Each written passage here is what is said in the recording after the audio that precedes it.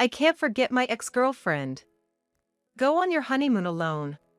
He told me that bluntly. Though our honeymoon was just a day away and plans to officially tie the knot once we returned, he had the audacity to say that to his fiancée. Fine, I'll go by myself then. My fiancé chose his affair over me. I have no lingering feelings for him anymore. I decided I'd never come back here and set off on a solo trip. My name is Sarah Johnson. I'm just an average woman in my 20s, working freelance. Currently, I'm engaged. I've been dating my partner since college, his name being Jason Miller. Given recent circumstances, we decided not to have a wedding ceremony. To be honest, I wasn't really concerned about wearing a wedding dress or having a big ceremony. Jason didn't seem too interested either, so it didn't matter. Both parents had seen each other, and the only thing we did was buy our rings. All that was left was to submit our marriage license on our upcoming anniversary in a few months. We're currently living together in our new home as an engaged couple.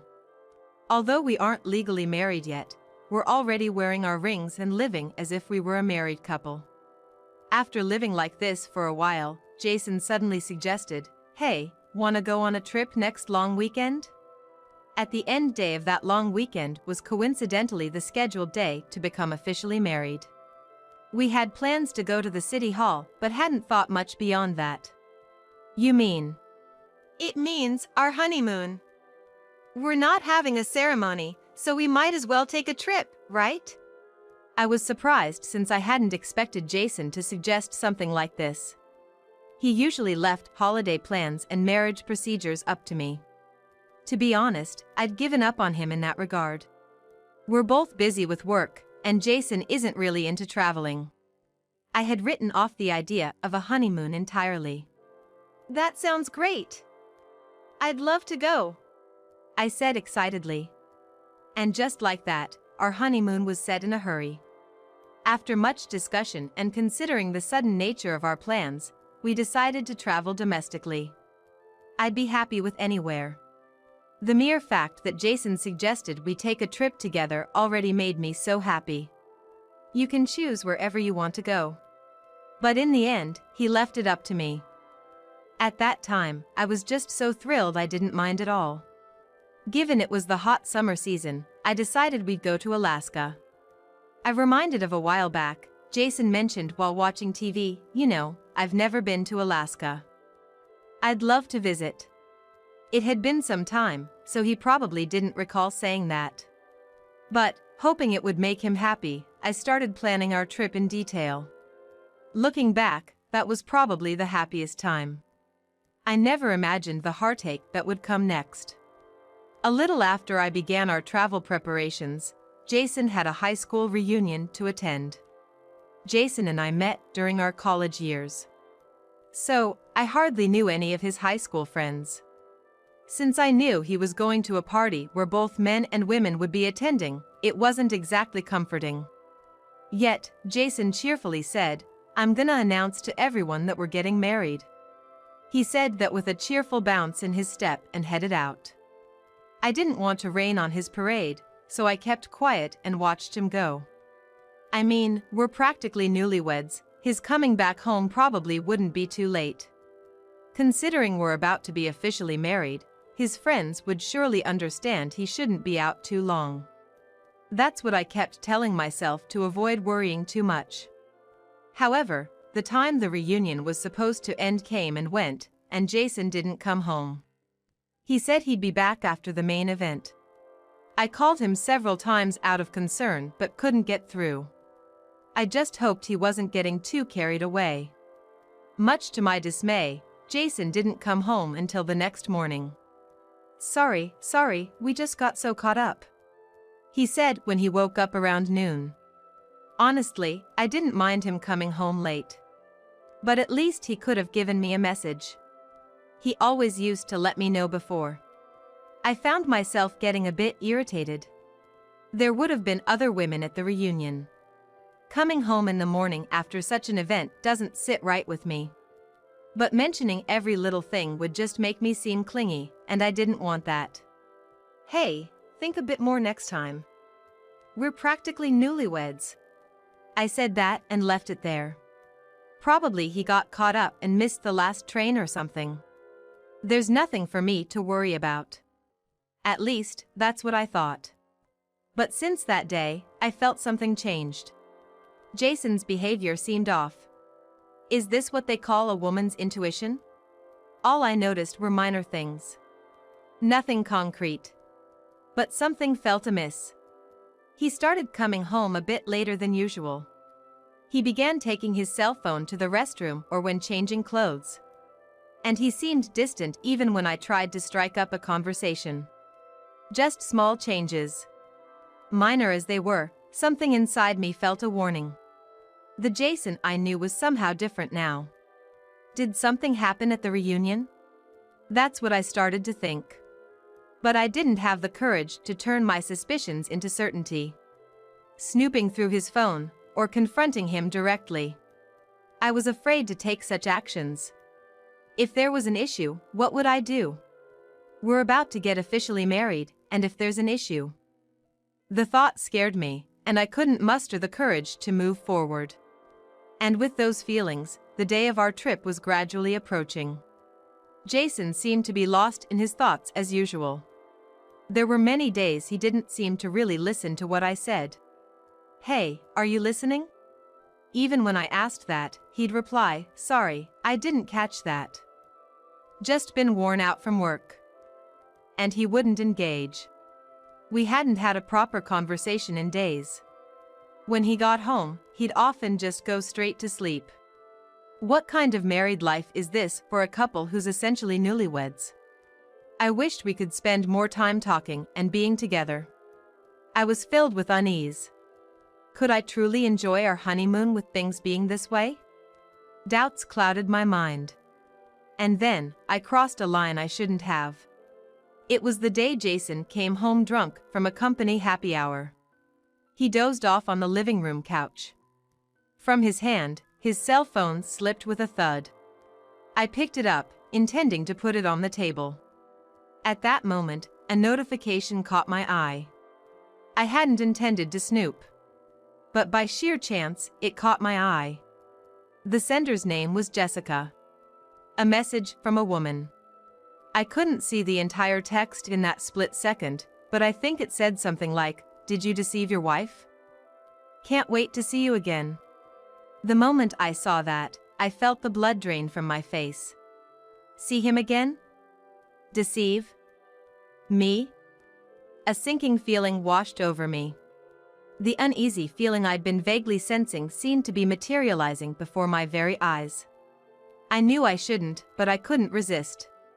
Making sure Jason was fast asleep, I took the phone. I always knew Jason didn't have a lock on his phone. I believed it was because he trusted me and had nothing to hide. Hesitantly, I checked the messages.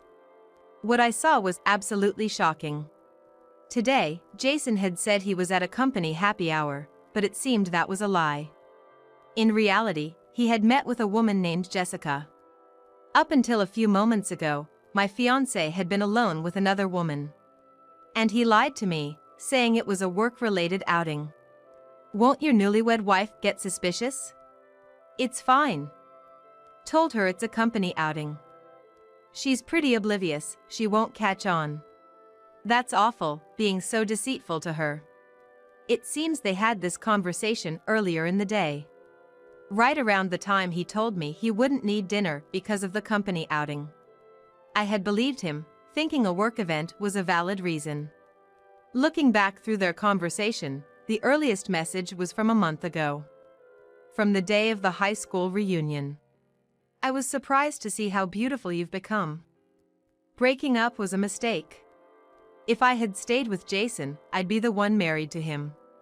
That's how their conversation started. It seems this Jessica was Jason's ex-girlfriend. Probably someone he dated in high school. By the time I met him, they had already broken up, so their relationship should have been long over. Maybe they rekindled things after seeing each other at the reunion. We're practically newlyweds and about to have our honeymoon. This kind of betrayal at such a time is unforgivable. Holding back my anger, I calmly took screenshots of their conversation. Just saw you, but I already miss you. I care about Jessica more than my wife. I love you. Why don't you leave your wife and marry me?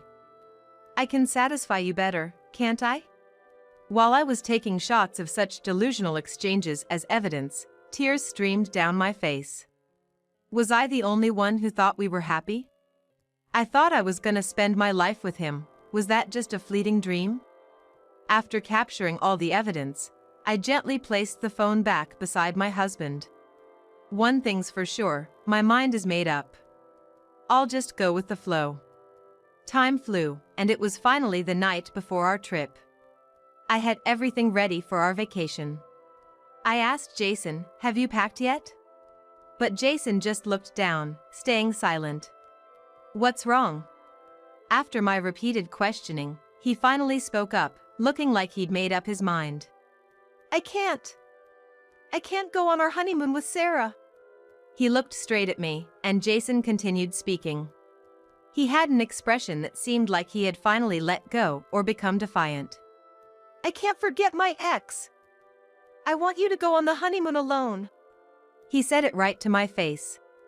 With our honeymoon set for the next day and plans to get legally married after our return, he boldly declared to his fiancée, I can't forget my ex. You should go on the honeymoon by yourself. So you're choosing your ex over me? I asked, trying to stay calm. Not expecting me to be so composed, Jason firmly said, yes. I'm not gonna travel with Sarah. Jessica is the one I care about. He spoke as if intoxicated by his own words. Like he was trying to justify his actions or play the part of a tragic love story's protagonist. Listening to him, my decision became more solid. All right. I'll go alone then. I responded, getting up and heading towards our bedroom. Before closing the door, I don't want to see your face. Why don't you go to Jessica's place? Don't come back here till I leave for the trip. I said that. He replied, got it. I won't be coming back tonight. He left the house, calling someone. Probably Jessica, that woman he's cheating with. They're probably having a great night from now. That woman must be looking pretty smug right now. If she wants a cheater, I'll let her have. I'm over it. Left alone at home, I started preparing for my trip tomorrow. The next day, I was on a plane. Heading solo to Alaska. I had torn up the extra ticket which was written Jason's name when I left the house. He probably won't be coming home tonight. He's at his lover's place after all. I suppose if he does reach out, it'd be after he's home. With those thoughts, I arrived in Alaska. By the time I got there, it was beginning to get dark. Took longer than I thought. Might as well treat myself to a nice seafood dinner, local to Alaska. After a while, my phone rang. Of course, it was Jason. Probably returned from his lover's place. After checking out the situation at home, he called me. I kinda had an idea what this was about, but I might as well pick up. Hello? Hey! Where the hell are you? He yelled right off the bat. The volume of his voice caught me off guard, and I instinctively pulled the phone away from my ear. Loud much. I'm in Alaska, where you told me to go, right? I replied with a sigh. Why? Well, you're the one who did let me go on the honeymoon alone, didn't you? That's not the point. Even over the phone, it was clear. Jason was clearly panicking. I could tell from the tone of his voice. What the hell were you thinking? Why is the house empty? Before I left for Alaska, I had tidied up my personal affairs. Modern moving companies are pretty darn efficient. Maybe it's tailored to folks who need to get out in a jiffy. Apparently, they can handle same-day moves. Well, I'd been researching this for a while and had already chosen a company. You mean I moved? Isn't it obvious? Why'd you take all the furniture? We were living there together, this doesn't make any sense. We lived there together, but all the furniture was mine. What are you talking about? Most of the things in that house were purchased when I was living on my own. There were some newer items, but I paid for all of them. Jason always said he'd pay me back later, but never did. So, without a doubt, that furniture is mine. He has no say in what I do with it. And what's this about moving? Why all of a sudden? Did he think, after his affair, that I would stay in that house for any longer? If so, that's some naive thinking on his part. I'll have to buy my own furniture. Why would you? I thought I might give Jason a little more shock. I grinned. Oh, and about the house lease, it's up at the end of the month. You'll need to move out by then, okay? With that, I dropped the bombshell. It's almost the end of the month now. Only a few days left till the contract ends. What? You canceled the lease without telling me. What the hell? Well, the lease was in my name. When we were settling the house lease, Jason pushed all the hassle onto me. It's a pain with the names and all. Just put it in Sarah's name. You handle everything. That's what he told me, so I signed the lease under my name. At first, we split the rent, but lately, he hasn't been contributing much, leaving me to cover it all. Yeah, but where the hell am I gonna live starting next month?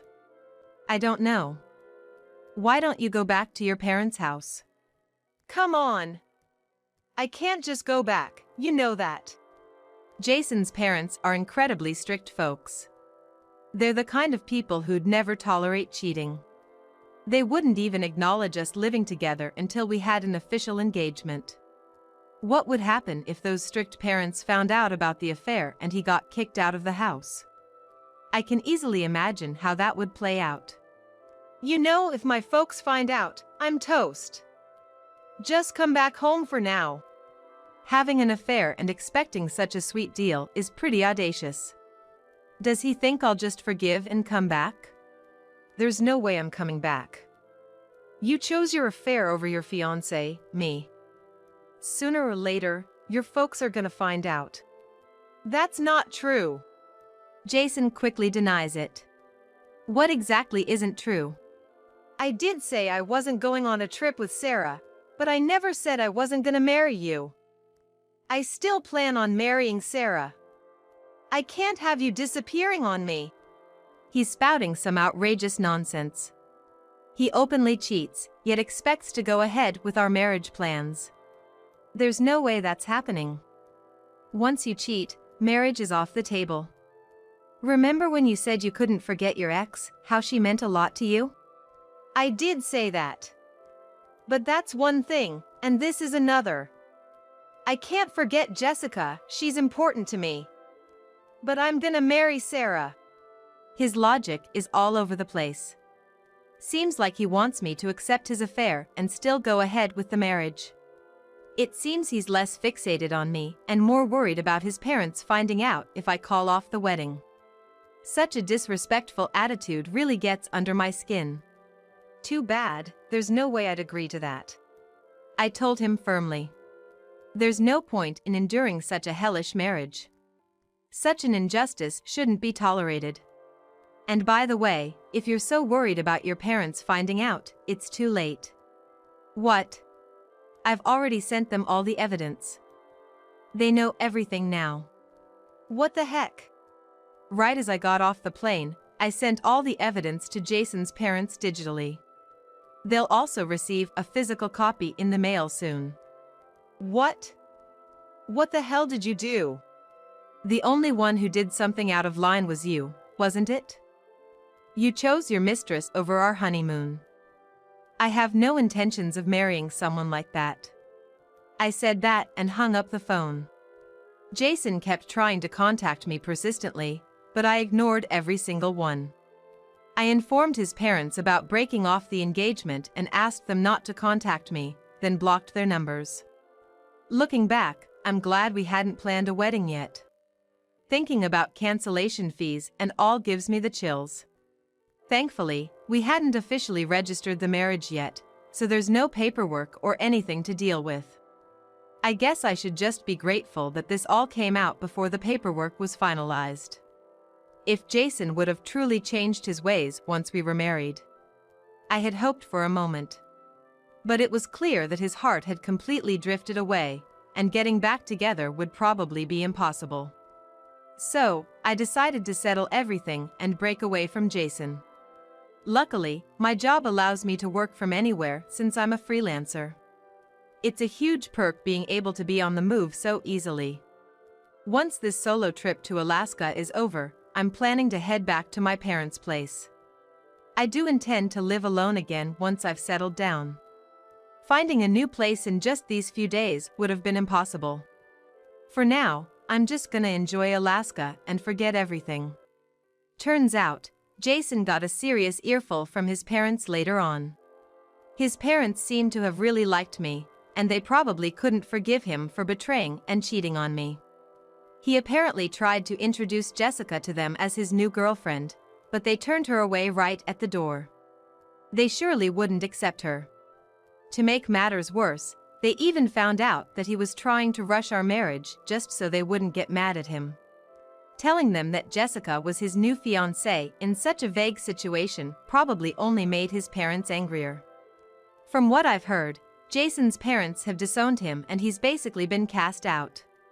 Losing his home and his family, it's quite the mess he's in. Well, considering we weren't married yet, I hope he'd be grateful that I didn't ask for a refund of the house lease or anything like that. After all, had I felt like it, I could have made such demands. But I knew even without doing that, his life would become pretty tough. Jason, to be honest, doesn't make that great of a salary. It's probably a bit below average for his age group. Compared to mine, it's about half. Of course, I never told Jason that because I didn't want to hurt his pride. That's why, even if Jason didn't pay the rent or chip in for living expenses, we managed. That was all thanks to my earnings. But what about Jason now? Suddenly kicked out without any furniture or appliances. Now he's gonna start living on his own, renting a place, and buying all the household appliances. After doing all that, I wonder how much money he'll have left. Seems like he's actually struggling to get by month to month. He probably rented a place close to his work, somewhere similar to before. That area has high rent. Buying all the appliances will cost a lot, and if he continues to eat out, he'll run out of money in no time. Moreover, he can't rely on my income anymore, so his earnings are less than half. His bank balance will hit rock bottom in no time. The reason he could afford dates and hotel stays was because of me. He probably realizes that now. And can a broke guy like him keep an affair going on for long? As expected, Jessica, his affair partner, quickly dumped Jason. She seems to be getting along with a new guy now. So, he lost his fiancée, his family home, his place, and even his affair partner. Even if Jason regrets everything now, there's no turning back. Even without me asking for the repayment, he's bound to lead a difficult life. He's been disowned, so he can't rely on his family. He's truly in a tight spot. As for me, I'm living comfortably at my parents' place. Going about my usual work routine, while looking for a new home and thinking about my new life. When they heard about the broken engagement, my parents were initially shocked. But after hearing the details, they came around and understood. They probably thought it was a good thing that we hadn't legally tied the knot yet. Even mutual friends were very surprised. Well, for me, it's already become something I can laugh about, so I have no intention of hiding it. Probably, rumors will spread, and Jason's social circle will shrink. I expect he'll become estranged from the friends he made during college too. After a solo trip to a place like Alaska, I've become hooked on traveling alone. Now I'm planning to maybe head somewhere down south next. Although I've gone through the uncommon experience of breaking off an engagement, I can't mope around forever. Life's too short after all. I gotta make the most out of it and enjoy it to the fullest. With that in mind, I'm living every day to the fullest, both at work and in my personal life.